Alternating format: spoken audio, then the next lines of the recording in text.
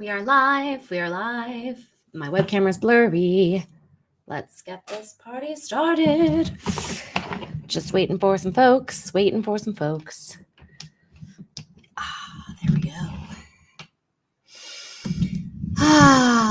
There we go. People are joining. I always have that moment of like when a tree falls in the woods and nobody's there to hear it. Did it happen? But you're here, so it's happening. Welcome. This is part of my 90-day commitment to going live Monday through Friday. Good to see Karen. Happy May on top of it. Yes, May 1st. What are we talking about today? Critical feedback. Yeah, I think that's what we're going to talk about. How to work through it, how to use it, and how to discard it, because not all feedback is useful. But how do you know how to not take it personally? But at the same time, if you are going to use it, does that mean you kind of do have to take it personally? First and foremost, let me just introduce myself, Claire Wasserman here, founder and author of Ladies Get Paid. We are an educational platform, global community, and of course, a book all about helping women earn more, live better. And as I say at all of my check-ins, my daily check-ins, if I am looking in two different places, well, that's because technology. I am simultaneously live on Instagram and also on LinkedIn and YouTube. Okay. By the way, we are going to be doing some really, really cool stuff on these lives. I want to start live coaching. I want to take some brave souls who want to get unstuck in their work and get them moving again. So if you are interested in live coaching with me, and you do not have to be on camera, by the way, we can set this up where, nobody has to see you. We're just hearing your story. Go ahead and message me. You can also follow me personally on Instagram at Claire Gets Paid. But let's talk about critical feedback, or just kind of feedback in general. Maybe it doesn't, the feedback itself is not critical, but it feels critical. This is an issue I have historically had my whole life. My ego is quite fragile. That is because, and I will be the first to admit it, and please tell me if you also feel this way, I have a really hard time separating my self-worth from the opinions of others. So if I come into an event and I, perform well, that performance, that definition of how well it went really has to come in the form of people giving me positive feedback. I've been working on it, gotten better, where now when I go into an experience, even if I get wonderful feedback from people, I have to define what success is, what my A+ is, irrespective of anyone else's input. And so I've really been working on trying to look at growth as the measure of success, as opposed to getting that A+ from people. That being said, it is extremely difficult. We are set up, we are in a system where, of course, what people say about you, the feedback you get, the paycheck you get, you will look at as an indicator of your worthiness. So I urge everybody in the process of figuring out how to use critical feedback, first and foremost, just protect that deep, deep inner worth. Who you are as a human being, okay, really needs to be separate from the performance that you're giving at work, okay? I know these things get complicated, but I hope you are putting in that kind of work, doing that kind of therapy to just make sure that at the end of the day, you are taking care of yourself. Now, that being said, you get critical feedback. You can't just go into like meditation, self-love. Like, we got to actually do something here with this feedback. That person is probably expecting a response. So let me just walk through a couple of tips I have around that. First and foremost, breathe. It takes about 90 seconds for your emotions to reach their peak, okay? Meaning whatever your initial emotional reaction to that piece of feedback, count 90 seconds, okay? That adrenaline is going to go flush through your body, and it's going to give you some space. And I want you to breathe. I also would recommend maybe even designating what I call dwell time. So set a timer for like 15 minutes and go kick rocks, okay? Like, you get this critical feedback and it pisses you off.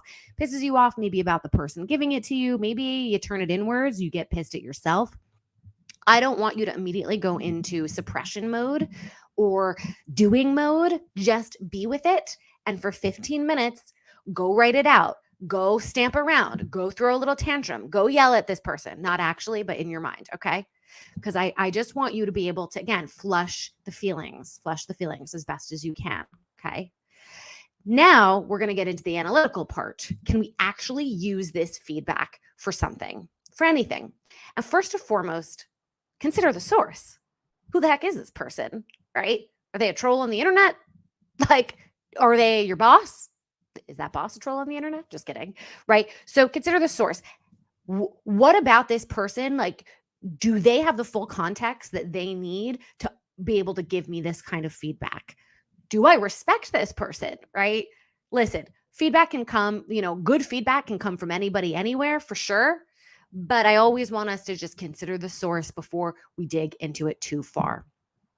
Also, it is worth seeing if there is a nerve that has been struck in this kind of feedback that is a really good indication to you that we need to be digging further into the core of the issue, because then it's not really about the feedback.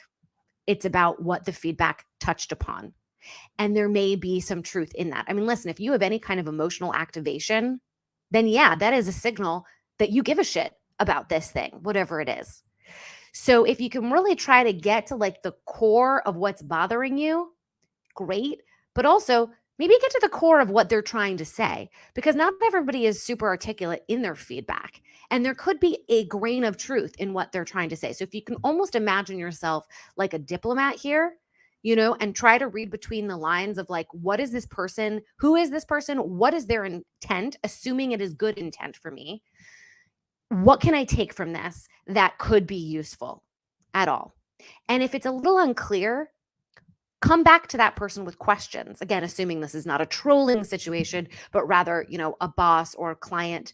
If their feedback is in any way, shape, or form unclear to you about what your next action should be, go back to them and engage them further. And maybe you could say, for example, I hear you saying that you want me to provide more detailed weekly reports. Is that right? So that you are kind of rephrasing back to them what you have understood and getting them to confirm. Plus, if you need to come up with an idea, a suggestion based on what this feedback, that you've given me, what I've understood, here's the next step I'm going to take. Getting them to participate in the process of solving the problem is really helpful, because it's going to give you more confidence and courage that you're moving in the right direction based on their feedback. They're also going to feel impressed because you listened to them, right? And you respected them for that.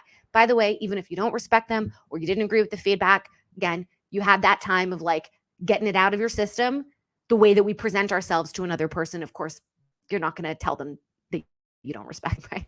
Again, you're a diplomat in this. You're trying to find common ground from their feedback to any kind of action that you can take moving forward. In a way, it's sort of like, how do I help you help me? Help you help me, in a way. Let's just deconstruct the feedback here. So, for example, a colleague tells you, though, hey, listen, you got a little heated in a meeting. I would seek some specific examples, like, yeah, I was a little frustrated, but can you share when in the meeting you thought I was a little heated, or to try to understand whether what they're bringing up is an isolated issue? Like, have you noticed me getting heated in other meetings? Because here's the thing, this really sucks, and I hate to tell you it, but I got to. There's research that shows that women in particular often get personality feedback, whereas men get way more performance-based feedback. And the thing that sucks about that is when it's your personality and then you're told don't take it personally, really hard. What do you do with your personality? Plus, also, that could be rife with discrimination. Oh, you seemed a little aggressive. Well, no, I'm just a woman who's acting assertive, and you're not expecting me to act that way. Therefore, you think it's aggressive. That's the problem with personality-based feedback. Whereas if it's performance-based feedback, you can actually do something about it. You're talking in more concrete, and it isn't as personal, right? So if you can try to take the feedback that you're given, if it does feel like it's more in that personality vein, and then pivot it into, what is the performance you need to see from me out of this? What is the action that I actually can take based on your feedback? Pin them down on it. So again, for everybody who's joining now, we're talking about getting critical feedback that's not useful, but how do you then make it useful for you? Also, a big fan after your discussion which, by the way, I think all of this stuff should not be happening in writing. So much nuance can be lost. People's tones, we always assume the worst. However, whatever conclusion is come to at the end of this conversation, please do send it in an email follow-up. Like, this is what I understood from our discussion, and here's the plan moving forward. Now, listen, if you don't agree with the feedback, first of all, thank them for it. Start in a good way. Like, thank you for bringing this attention to me. You know how much I value your feedback and insights on how I can be effective in this role. But here's the thing: if you don't agree with the feedback, I need you to give examples for that. Okay. So if for example, the feedback is, hey, I'd like to see you work on speaking up more in meetings. I think you have a tendency to sit back and observe rather than actively participate. Here's an example of what you could say. Respectfully, I disagree with you. While I do see, I'm reading this out loud, by the way. While I do see a lot of value in listening during meetings, I make a conscious effort to chime in as frequently as everybody else at the table. Even in this Tuesday's team meeting, I was the one who spoke up when Kimberly was confused about how we track website traffic. Okay, I took that from somebody else, by the way. Sorry, Kimberly. But point being is you got to have receipts. So that's why I think and I know this is annoying, but I think in the work that you do, if you are working for somebody else, you got to be tracking that work.